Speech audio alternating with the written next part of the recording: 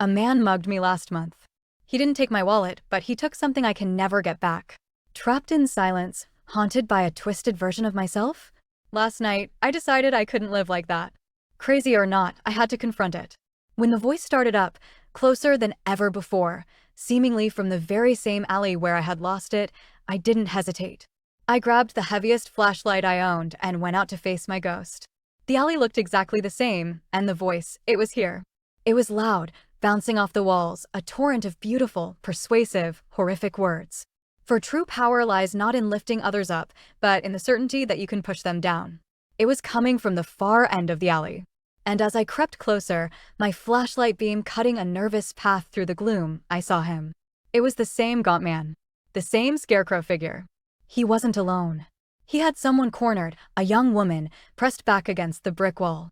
She was staring up at him, her eyes wide, but not with terror. It was more like fascination. She was mesmerized. The voice was pouring out of him, but his lips weren't moving in sync with the words. It was like a badly dubbed movie.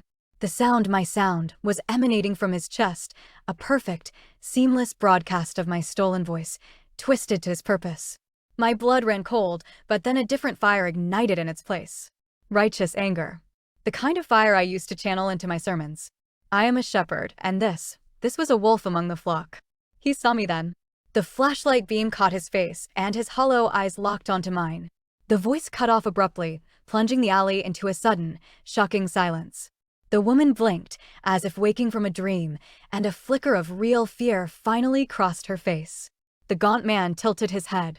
He didn't seem surprised to see me. A dry, rasping sound, like dead leaves skittering across pavement, escaped his throat. It might have been a chuckle. Then he spoke, and this time, the voice was his own. It was a whisper. You came back. The fire in you is strong. It seasons the sound. He knew. He was talking to me, but he seemed to understand my silent questions.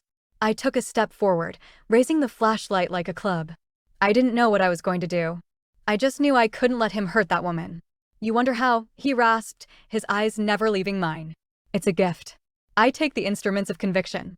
The preacher's sermon, the politician's promise, the lover's whisper. I drink the sound, and I use the leftover faith to draw them in. He gestured with his chin toward the woman, who was now trembling. They hear a voice they want to believe. They come closer. Their walls come down. It makes the rest so much easier. I had no voice to shout a warning. I had no words to condemn him. All I had was my conviction. In a single, desperate motion, I did the only thing I could. I threw myself at him.